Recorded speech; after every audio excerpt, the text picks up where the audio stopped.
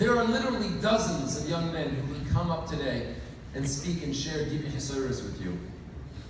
We are actually having just two representations, one Talmud in the Yeshiva Gedolah, one of our Masifta Bochrim. And at this time, I would like to call up Nosson Geller from the Yeshiva Gedolah to please come address the Tzibur.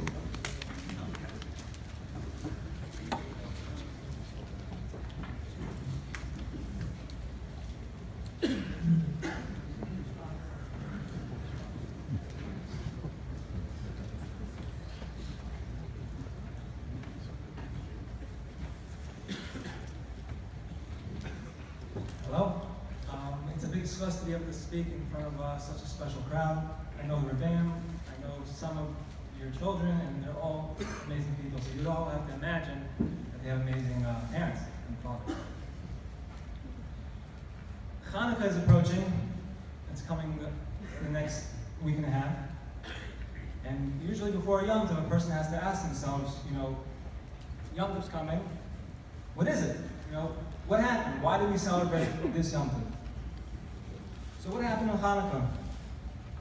The Yevanim came, they entered to our city, and it wasn't a war, they just came in. And after a while they started to say, these customs that they have, they think they're better than us, they try to separate from us. Let's stop this. So what they do, they started banning some of the mitzvahs that we have. Which mitzvahs do they ban? They ban three very epitomizing mitzvahs that we have that makes us who we are.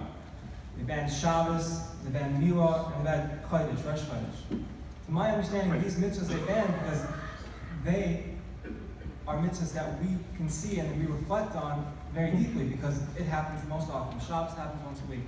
Milah is something that, it's a visual thing that we have every day, and it's something that separates us from everybody else.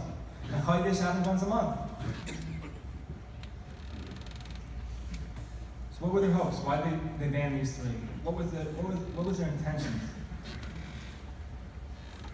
The intention was to show us that, give up these, the less they remind themselves of who they are and what religion they have and who their God is, the more they'll start to realize that there's not that many difference between us and them. We're really the same, we look the same, we have the same, hair, whatever it is, the same looks. So after, Hashem made a miracle and we were able to drive them out of Yerushalayim, we were able to send them away. We still had the impression that they left on us. They broke our walls. They literally broke our walls, more than physically, spiritually. And we were left to rebuild that wall. Now, how do you build a wall? What do you use to build a wall? You need stones. Evan. Last week's Parshas Vayetze, we see a lot about Evan. Evan, with Yaakov, when he slept in Har Moriah, he surrounded himself with 12 stones. 12, maybe, Nishvatim, I don't know. And he made it into a tent for Hashem on Har Moriah. After right before he met Rachel, talks about a stone that was on the well. And he picked it up just by himself. Later, at the end of the parasha, after Yaakov left with his wives and his children, and Lavan found out and chased him, so Hashem approached Lavan while he was chasing. He says, "Be careful what you say to Yaakov. Be careful what you do. Don't hurt him." So Lavan and Yaakov sat down. They spoke. They said, "I can't touch you. Hashem told me not to touch you." So he said, "You know what? Let's make a shvua." What they do? They took a bunch of stones. They piled them up, and they said, "This stone will stand between me and you. This will be our testament between each other. That if you break this bond, if you break and you come over to my side, this mound of stones and Hashem will be the witness." So what's the deal with the Adam? I don't understand what's the deal with stones. There's a custom that when people who from other religions, they go to a cemetery, they bring flowers, they leave flowers on the matzeva. When Jews go, they leave rocks. I don't understand why they leave rocks. So flowers, you have to keep bringing flowers. Flowers die. Rocks last forever. Every rock that we have till today is from the beginning of time, the real ones. I mean, you can, I guess, make a fake rock, but the real ones, they last forever. They're from the beginning of time. They'll be here. They're here way before we were here, and they'll be here way longer than after we were. So what is Evan? So I heard B'Shem my Rebbe, who said it, B'Shem his father, that Evan is Av and Ben. Av and Ben.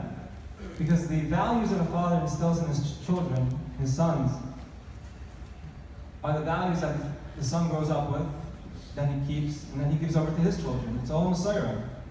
We are who we are today because of our parents, and because of our grandparents, and because of our great-grandparents, because of the Avos. They're called Avos for a reason. Because the impression that they had on us, everything that we have, is because of them. Okay, so now we know. Now we know what Evan is. Evan is Av and Ben. Evan is something that lasts forever. So now how do you get one stone to stick with another? You know, you have to stick them together. It's not so simple. So it says in the Rambam, Perish al Mishnayos, it says that a Talmud Chacham is called Chavar. Why is Talmud Chacham called Chavar?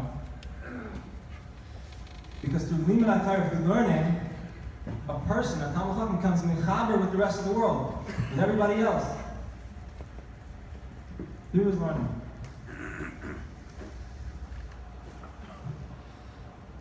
And the Meretz Hashem, you know, through this learning, that the Rebbeim and the fathers try to instill in his children, we'll be able to rebuild the wall, both physically and spiritually, for everything that's going on. We need this wall, you know, and the crazy things that are going on today, and here, and in Eretz Yisrael.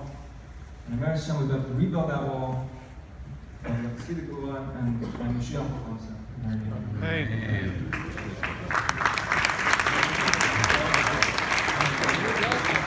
Thank you so much, Mr. At this time, we're going to be